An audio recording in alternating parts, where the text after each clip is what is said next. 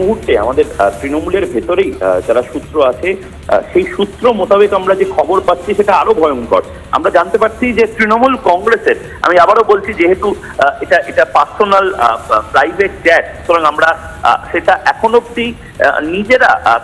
দেখতে পারিনি, কিন্তু আমরা যা জানতে পারছি তৃণমূল কংগ্রেসেরই সূত্রের খবর ভয়ঙ্কর অবস্থা এই মুহূর্তে পার্সোনাল চ্যাট, সেই চ্যাটে যে ধরনের কথাবার্তা ঝগড়াঝাটি শুরু হয়ে গেছে এই মুহূর্তে, মানে কিস্তি খেউরের পর্দায় এই মুহূর্তে তৃণমূল কংগ্রেসের একেবারে এমপি অফিস, সেই এমপি অফিসটা পরিণত হয়েছে। দুজন এমপি, আমরা একজন কল্যাণ বন্দ্যোপাধ্যায় দেখতে পেলাম, কিন্তু কল্যাণ বন্দ্যোপাধ্যায় ছাড়া আরো যারা এমপিরা রয়েছেন অর্থাৎ সাংসদরা রয়েছেন তারা রীতিমতো হাতে পায়ে ধরে